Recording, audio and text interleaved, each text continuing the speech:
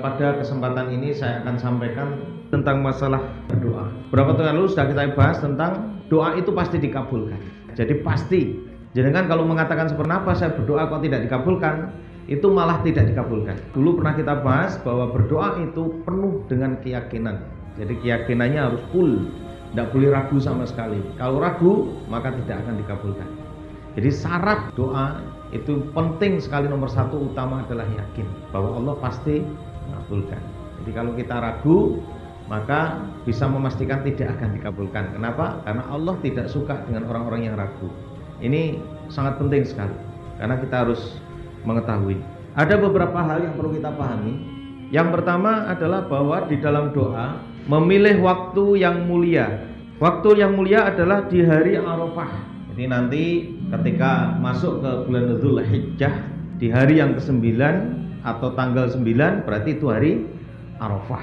Tanggal 10-nya kurban. Di tanggal 9 itulah kita berdoa. Baik yang berposisi di Arafah atau yang ada di sini. Karena yang dimuliakan adalah harinya. Lah kalau yang di sana berarti sudah dapat harinya, sudah dapat tempatnya. Kemudian yang selanjutnya termasuk waktu yang mulia adalah bulan Ramadan. Makanya kalau kemarin kita masuk di bulan Ramadan kok sedikit sekali berdoanya, itu sangat rugi sekali. Ya, makanya begitu masuk bulan Ramadan, malam itu sudah mulai start. Mungkin sebelum masuk Ramadan saya sudah ingatkan, ditulis, dicatat. Jadi nanti doa itu tinggal lihat. Yang belum punya jodoh minta jodoh, yang belum punya anak minta anak, yang belum punya kerjaan minta kerjaan, yang punya utang minta dilunaskan, belum punya rumah minta belikan rumah, yang belum punya motor minta motor. Ditulis semuanya. Mohon ampunan, mohon rahmatnya Allah, mohon tetangga-tetangga kita diberi hidayah, disampaikan kepada Allah SWT. Apalagi di dalam Ramadan ada malam Lailatul Qadar, maka di dalamnya kita bisa meminta. Kemudian termasuk hari Jumat, waktu utamanya adalah ba'da asar sampai menjelang maghrib. Kalau saya boleh tanya, kira-kira jenengan lagi ngapain pas Jumat?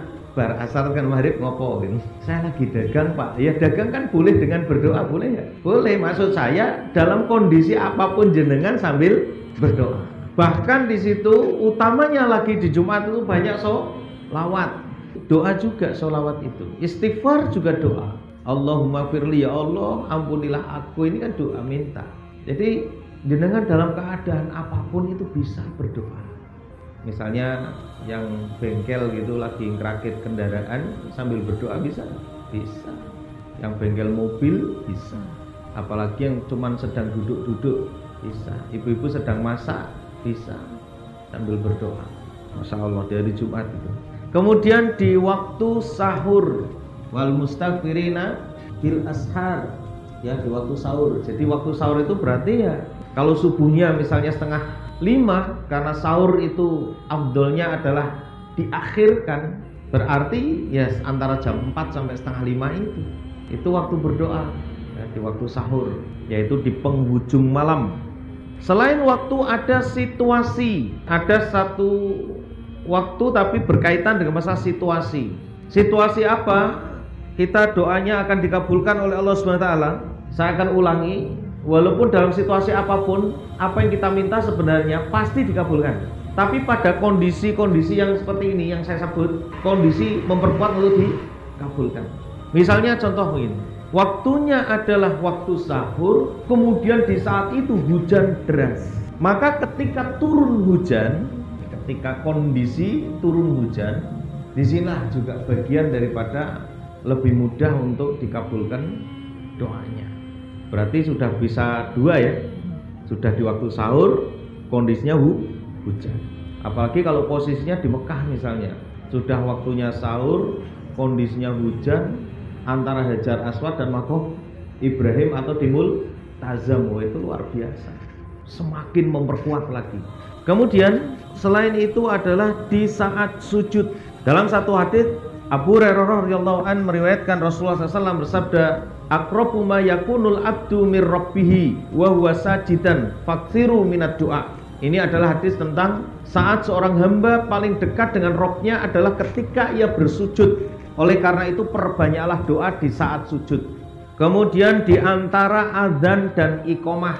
Jadi setelah adzan menunggu yang lain, atau setelah itu kan ada sholat mungkin qobliyah, setelah sholat qobliyah nah disitulah berdoa, atau kalaulah tidak sholat qobliyah ya disitulah berdoa sambil menunggu iqomat. Jadi antara adzan dan iqomat itu doanya dikabulkan, Masya Allah. Nah ini kadang-kadang memang kita ini ya, antara adzan dan iqomat itu tidak berdoa walaupun posisinya di rumah Pak. Iya, contoh begini, kan ada adzan, kadang ada orang yang dia memilih sholat sunnah qobliyahnya di rumah, lalu dia berdoa kepada Allah atau sambil berjalan menuju masjid kemudian nunggu iqomah. Nanti kalau memang cukup bisa tahiyatul masjid, kalau tidak ya cukup berdoa, minta kepada Allah Subhanahu wa taala. Itu diantara kondisi. Ad-du'a bainal adzani wal iqamati la yuraddu. Doa antara adzan dan iqamah tidak tertolak. Ini hadis riwayat Imam At-Tirmidzi. Hadisnya hasan sahih. Jadi ada waktu di mana di situ kita memilih. Wallahu a'lam bishawab.